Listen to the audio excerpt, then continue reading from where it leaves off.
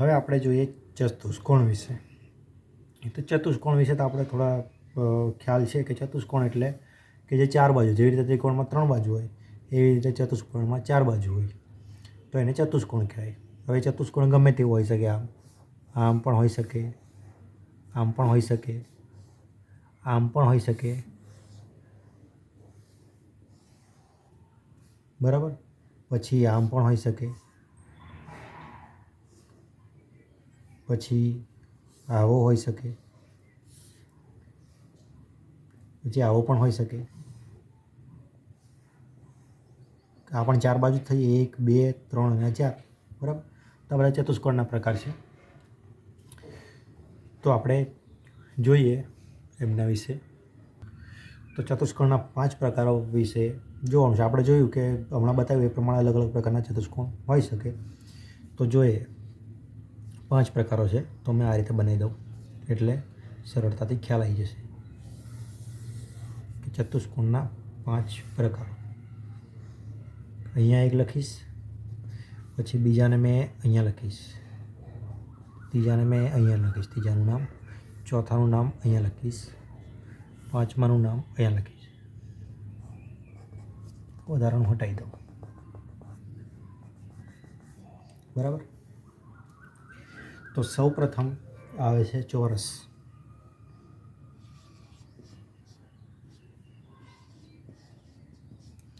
ચતુષ્કોણનો એક પ્રકાર છે. તો કે ચોરસ કોને કહેવાય? તો જુઓ કે જેની બધી બાજુઓ સરખી હોય, જેની બધી બાજુઓ સરખી હોય અને બધા ખૂણા સરખા હોય. કેટલા? તો કે 90ના. આ પણ 90નો થશે, આ પણ 90નો થશે, આ પણ 90, બધા કાટખૂણા થશે. તો આને કહેવાય ચોરસ, કે બધી બાજુઓ સરખી છે. આ બાજુઓ પણ સરખી છે અને બધા ખૂણાઓ પણ સરખા છે. તો આને કહેવાશે ચોરસ, બરાબર. સિમ્પલ છે. આ જ યાદ રાખવાનું છે કે બધી બાજુઓ સરખી, બધા ખૂણા સરખા, તો એને કહેવાય ચોરસ. પછી આવશે લંબચોરસ. નામો આ સાંભળેલા હશે કે લંબચોરસ. તો લંબચોરસમાં શું થાય? તો એમાં થોડુંક જ ફરક પડે છે, થોડોક જ. કેટલો? તો કે 2 બાજુઓનો. લંબચોરસમાં સામસામેની બાજુઓ તો સરખી હોય. લંબચોરસમાં સામસામેની બાજુ આ અને આ સરખી હોય, પણ આ અને આ આના કરતાં અલગ, પણ આ સામસામેની બાજુ સરખી હોય અને આ ખૂણા બધા સરખા હોય 90ના, બરાબર. તો ખૂણા લંબચોરસમાં બધા ખૂણા સરખા હોય પણ સામસામેની બાજુઓ સરખી હોય. ધારો કે આ બાજુ છે એની સામેની બાજુ આ, એ 2 સરખી હોય, અને આ બાજુ છે એની સામેની બાજુ એ સરખી હોય, પણ આ પાસેની બાજુ એ સરખી ના હોય. આ જેટલી હોય એટલે આ ના હોય. તો આને કહેવાય લંબચોરસ. પછી આવે છે સમાંતર બાજુ ચતુષ્કોણ.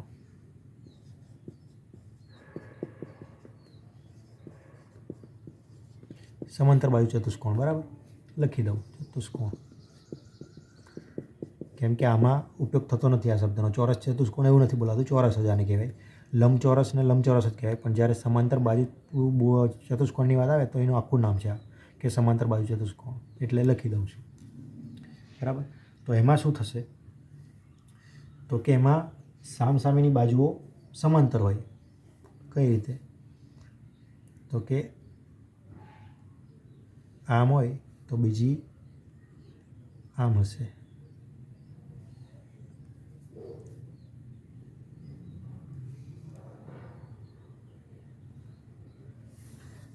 બરાબર. તો આ બાજુઓ 2 સમાંતર થઈ. આ અને સમાંતર મતલબ ગમે એટલી લંબા, આ સરખું જ માપ હશે આ 2 વચ્ચેનું, બરાબર. તો એમાં પણ એ જ થવાનું કે આ બાજુનું જેટલું માપ હશે એટલું જ આ બાજુનું માપ હશે. કેમ? તો જ આ સમાંતર થાય. સમાંતરનો મતલબ શું કે દરેક જગ્યાએ આપણે માપીએ તો આ 2 વચ્ચે સરખું જ અંતર હશે. આ તો જ આગળ જતાં મળતે નહીં. સમાંતરનું આપણે આગળ શીખીએ કે સમાંતર રેખાઓ કોને કહેવાય? તો કે અનંત સુધી લંબાવવામાં આવે તો એકબીજાને મળે નહીં. હવે ક્યારે ના મળે? કે જેમ અંતર જાય તેમ તેમ નજીક ના થવી જોઈએ, બરાબર. બધું અંતર સરખું જ હોવું જોઈએ જ્યાંથી માપીએ ત્યાંથી. તો મતલબ અહીંયા જેટલું અંતર છે એટલું જ અહીંયા હશે, બરાબર. એટલે કે આ અને આ સરખી હશે બાજુ, અને એવી જ રીતે આ અને આ પણ સરખી જ હશે.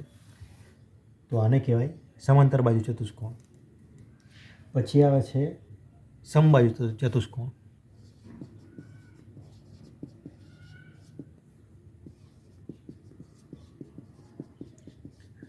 તો સમબાજુ ચતુષ્કોણ કોને કહેવાય?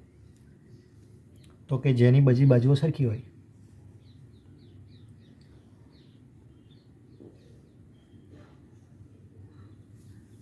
પણ ખૂણાઓ સરખા નહીં હોય. કેમ? તો કે આ જુઓ, આ ખ્યાલ આવી જાય જોઈને કે આ ગુરુ કોણ છે બે, આ ગુરુ કોણ છે, તો એ સામેના ખૂણા તો સરખા હશે. આ છે તો એની સામેનો સરખો હશે, બરાબર.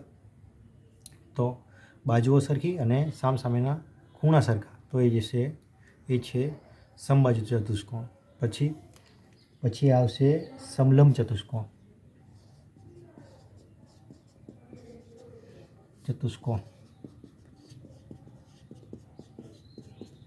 તો સમલંબ ચતુષ્કોણ કેવો છે? તો કે આ રીતે આમ હોય, આમ હોય. પહેલાં કીધું કે ચતુષ્કોણની 4 બાજુઓ હોવી જોઈએ, તો આ પણ ચતુષ્કોણ જ થયો. 4 બાજુઓ થઈ જાય છે. આ એક, આ બીજી, આ ત્રીજી અને આ ચોથી. તો આ પણ ચતુષ્કોણ છે અને આને કહેવાય છે સમલંબ ચતુષ્કોણ. આમાં એવું થાય છે કે આ સરખી નથી, મતલબ સરખી નથી માપમાં પણ અને સમાંતર પણ નથી, બરાબર. અને આ સમાંતર છે એકબીજાને, તો આને કહેવાય છે સમલંબ ચતુષ્કોણ. તો આમાં કંઈ ખાસ મતલબ પ્રશ્નો હોતા નથી. આમાં આ જ પૂછી શકે કે ચોરસમાં કેવી રીતનું હોય, ખૂણા કેવા હોય, બાજુ કેવી હોય. તો એ તો નોર્મલી જે ચોરસની વ્યાખ્યામાં જ આવે છે કે બાજુઓ બધી સરખી હોય છે અને ખૂણાઓ સરખા હોય છે 90ના, બરાબર. બધા ખૂણા 90ના હશે. અને ચોરસના હંમેશા એ પણ યાદ રાખો, જેવી રીતે ચતુષ્કોણના ત્રણેય ખૂણાનો સરવાળો 180 થતો હતો, એવી રીતે ચતુષ્કોણના ત્રણેય ખૂણાનો સરવાળો 360 થશે, બરાબર. 90 + 90 + 90 + 90 કેટલા થયા? 9 ચોક 36, 9 4 36, 360. 360 અંશ થશે ચારેય ખૂણાનો સરવાળો ચતુષ્કોણનો. એવી જ રીતે આમાં પણ જુઓ, આમાં લંબચોરસમાં પણ ખૂણા તો સરખા જ છે. આ શું કહેવાય, ચોરસની જેમ જ છે, કાટખૂણા જ છે. બધા ખૂણા 90 હશે, 90 હશે બધા. આનું પણ માપ 90, આનું પણ બાજુઓ કેવું હશે કે સામેની બાજુઓ સરખી હશે. પાસની બાજુ સરખી નહીં હોય. જો પાસની બાજુ બી સરખી થઈ જાય તો એ ચોરસ થઈ જશે. તો લંબચોરસ એવું છે કે જેમાં સામેની બાજુઓ સરખી છે. સમાંતર બાજુ ચતુષ્કોણ એવું છે કે જેમાં સામેની બાજુઓ સમાંતર છે. ધારો કે આ જુઓ કે આ જે બાજુ છે બે એ સમાંતર છે અને આ પણ સમાંતર છે. ગમે એટલી લંબાઈમાં એકબીજાને મળે નહીં. તો સમાંતર હોવા માટે આ માપ બધી બાજુઓ ના કહેવાય, પણ સામેની બાજુઓના માપ સરખા હશે. આ જેટલું હશે એટલું જ હશે. કેમ કે જો આ વધારે અને આ ઓછું લઉં ને તો આ બાજુઓ પછી સમાંતર ના થાય, આગળ જેને મળી જાય, બરાબર. તો આને સમાંતર ના કહેવાય. એટલે સમાંતર હોવા માટે અંતર એટલું ને એટલું જ રહેવું જોઈએ, બરાબર. સમબાજુ ચતુષ્કોણમાં શું થશે? તો કે બધી બાજુઓના માપ સરખા હશે પણ ખૂણા સરખા નહીં હોય. ખૂણા સામેના સરખા હશે, બરાબર. આ ખૂણો છે એટલો જ આ ખૂણો છે અને આ ખૂણો છે એટલો જ આ ખૂણો છે, પરંતુ બાજુઓના માપ સરખા છે અને ખૂણાના માપ સામેના ખૂણાના માપ સરખા છે, બરાબર. સમલંબ ચતુષ્કોણમાં શું થાય કે સામેની બાજુઓની માત્ર 2 બાજુઓ સરખી હોય, સમાંતર હોય, સરખી નહીં પણ સમાંતર. આ જે બાજુ છે એ જ રીતે એને સમાંતર હશે. ગમે એટલે લંબાવવામાં આવે તો એ સરખું જ અંતર રહેશે અહીંયાથી અહીંયા, બરાબર. તો આ અને આ સમાંતર છે, પરંતુ આ અને આ અલગ રીતે છે, બરાબર. તો આ રીતના ચતુષ્કોણના પ્રકાર છે. તો આ યાદ રાખજો, માહિતી જરૂર પડશે. તો આ રીતે હું ભલે નથી લખતો, પણ તમે આ રીતની જે રીતની માહિતી કીધી તમને કે ચોરસ વિશે, લંબચોરસ વિશે, સમાંતર બાજુ ચતુષ્કોણ વિશે, સમબાજુ ચતુષ્કોણ વિશે અને સમલંબ ચતુષ્કોણ વિશે જે કંઈ બી માહિતી કીધી એને અલગ રીતે આ રીતે ચોરસ પણ બનાવી દેવાનું. એની માહિતી જે કંઈ છે કે ચોરસ કોને કહેવાય અને લંબચોરસ કોને કહેવાય એવી રીતે દરેકને લખી લેજો, એટલે તમને ખ્યાલ આવે કે ફરીથી વાંચવામાં ફરી વિડીયો જોવાની જરૂર ના પડે અને તમે વાંચીને રિવાઇઝ કરી શકો, રિવિઝન કરી શકો, બરાબર. હવે બહુકોણ વિશે વાત આપણે આગળના પ્રકરણ 4માં પણ વાત કરી હતી કે કેવી રીતે બંધ આકૃતિ બને રેખાખંડ દ્વારા એને બહુકોણ કહેવામાં આવે છે. પણ આમાં આપણે ચોક્કસ પ્રકારના બહુકોણ વિશે શીખીશું. જેવી રીતે 3 બાજુઓવાળાને ત્રિકોણ કહેવાય, 4 બાજુઓવાળાને ચતુષ્કોણ કહેવાય, એવી રીતે આગળ જોઈએ હવે આપણે. તો લખી દઉં છું ફરી તોય એટલે આપણે શીખ્યા તોય કે 3 બાજુ હોય તો એને કહેવાય ત્રિકોણ, બરાબર. કેવા આકાર હોય? તો આમ કોઈ પણ રીતે આમ હોય તો આને કહેવાય ત્રિકોણ. પછી 4 બાજુ હોય તો એનું જોયું ચતુષ્કોણ. તો કેવો હોય આકૃતિ? તો કે આમ. ગમે તેમ એમ, પણ આમ ચોરસ 4 બાજુ હોવી જોઈએ જે એકબીજાને અડતી હોય. એટલે કે બહુકોણ એ તમને પહેલાં પણ કીધું હતું કે બહુકોણ એ બંધ આકૃતિ છે, આ રીતે બંધ થવું જોઈએ, બરાબર. તો રેખાખંડો દ્વારા જે આ બંધ આકૃતિ બને છે એને કહેવાય બહુકોણ. તો ત્રિકોણ જોયું આપણે 3 બાજુઓવાળું, પછી ચતુષ્કોણ 4 બાજુઓવાળું. હવે પછી આવે છે 5 બાજુઓવાળું. 5 બાજુઓવાળું શું છે? તો પંચકોણ કહેવાય છે એને. પંચકોણ કેવું હોય? તો કે 5 બાજુઓ હોય. કઈ રીતે બનાવશું? તો કે આ 1, આ 2, આ 3, આ 4 અને આ થઈ ગઈ 5, બરાબર. આ થઈ ગયું પંચકોણ. પછી આવશે ષટકોણ. છઠ્ઠું 6 બાજુવાળું ષટકોણ. કઈ રીતે બનશે? આમ આમ આમ આમ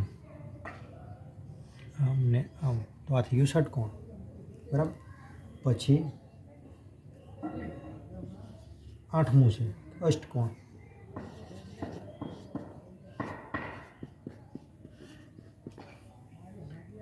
આમની જરૂર પડે છે એટલે અષ્ટકોણ છે. સપ્તકોણનું કદાચ એટલું બધું નહીં હોય આપણામાં.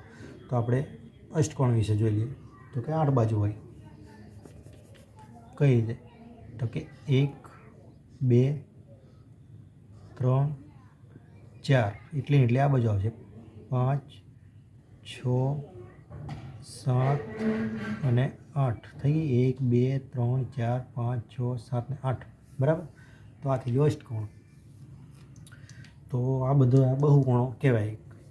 3 બાજુ તો ત્રિકોણ, 4 બાજુ ચતુષ્કોણ, 5 વાળાને પંચકોણ કહેવાય, 6 વાળાને 6 બાજુઓવાળું છે આ, એને કહેવાય ષટકોણ.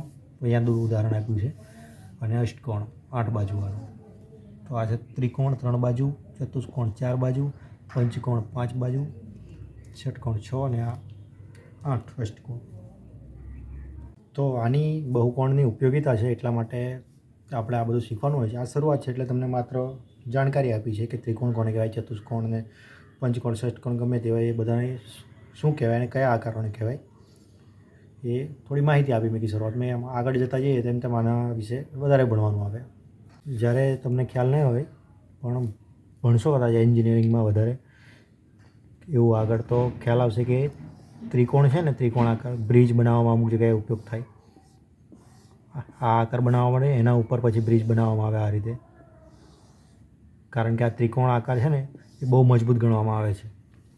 એ કેમ? એ ગાણિતિક રીતે સાબિત કરવું પડે કે કેમ આવું, કે ચોરસ નહીં, સીધા નહીં, થાંભલા અને એવું નહીં ને આવું કેમ રાખવામાં આવે. તે ગાણિતિક રીતે સાબિત કરવું પડે. પરંતુ આ અત્યારે જેટલું જાણું છે એ પ્રમાણે કહું તો આ વધારે મજબૂત છે. એટલા માટે આ પ્રકારનું બનાવવામાં આવે છે, આ પ્રકારના આકારનો ઉપયોગ કરવામાં આવે છે. એવી જ રીતે મધમાખીનું તમે જોયું હશે કે ષટકોણનો ઉપયોગ કરે છે આ રીતે. આવી રીતે બીજું ષટકોણ હશે જોડે, બરાબર. એટલે 1, 2, 3, 4, 5 અને 6 આમ આવી રીતે ઘણા બધા બાજુઓ.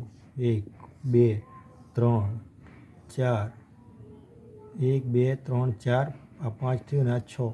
એવી રીતે આ અહીંયા આવી જશે. આમ અલગ નહીં બનાવવું પડે પણ અહીંયા આવી જશે, બરાબર. એવી જ રીતે અહીંયા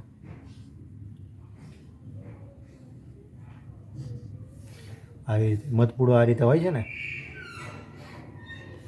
તો ખ્યાલ આવ્યો હશે કે આપણને અત્યારે ખ્યાલ ના આવે પણ આપણે એનું ગાણિતિક અને વૈજ્ઞાનિકો પણ આ સ્વીકારે છે કે આ આકાર ષટકોણનો આકાર જે આ રીતે આગળ વધે છે મધમાખી દ્વારા જે બનાવે છે, મતલબ એમાં મધ પણ વધારે સંગ્રહ કરી શકે અને મજબૂત પણ હોય છે બીજા બધા આકારોની. બાકી ચોરસ પણ આમ બનાવી જ શકે ને બનાવવું હોય તો, પણ ના એમ કે આમાં એમને વધારે ફાયદો થાય છે કે મજબૂત પણ હોય અને સરળતાથી મધ સંગ્રહ કરવા માટે સરળ રહે છે. એટલા માટે એવો આકાર ષટકોણ આકારનો ઉપયોગ કરે છે મધપૂડો બનાવવા માટે. તેથી આવું આકારની ઉપયોગિતા છે અને શીખીને આપણે પણ કંઈક બનાવવું હોય તો એનો ઉપયોગ કરી શકીએ એ આકારોનો. તો કઈ જગ્યાએ આપણે એવા આકારોનો ઉપયોગ કરવો જોઈએ તે બધું શીખવા માટે આ આકારો વિશે આપણે જાણવું પડે. તો આ આપણું પ્રકરણનું અંત છે. પ્રકરણમાં જે છેલ્લે જે વાત કરી એ પ્રમાણે તમને કદાચ પૂછે તો વધારે એ જ પૂછી શકે કે આ કયો આકાર છે આમ પ્રશ્નોમાં. તો ખ્યાલ આવવું જોઈએ કે બાજુઓ ગણવાની આપણે બહુકોણ આપે તો કે 1, 2, 3, 4 તો એ ચતુષ્કોણ છે. બરાબર. હવે ચતુષ્કોણ એટલે ગમે તેવી બાજુ હોઈ શકે, તમને પહેલાં પણ કીધું આમ બસ 4 બાજુ હોવું જોઈએ, 1 2 3 4, બરાબર. અને નીચેનામાંથી કયો બહુકોણ નથી એવું કે, તો બહુકોણની ખાસિયત છે કે બધી બાજુઓ આ રીતે રેખાખંડ હોય. તો કોઈ ધારો કે આમ દોરતા દોરતા આવું આપી દે કે આમ અને આમ, અને પછી આમ પૂછે, આવા ઓપ્શન આપેલા હોય અને એમાં એકાદ આવું હોય, તો એમ કહે કે કયું બહુકોણ નથી, તો કે આ નથી. કેમ? તો કે આ ગોળ બને છે. બહુકોણ હંમેશા રેખાખંડનો હોય, બરાબર. અને કોઈ એવો પણ આકાર આપી શકે કે આ રીતે આમ કરીને ચોરસ તો હોય પણ આ રીતે હોય, કે રેખાખંડનો તો બનેલો હોય પણ આ રીતે ખુલ્લો હોય, બરાબર. તો એ પણ બહુકોણ નથી. કેમ? તો કે બહુકોણ એ બંધ આકૃતિ છે. આ જુઓ, બધા બંધ આકૃતિ છે, બરાબર. તો આટલું હતું આ પ્રકરણમાં. મળીશું આવતા પ્રકરણમાં. ત્યાં સુધી ધ્યાન રાખો.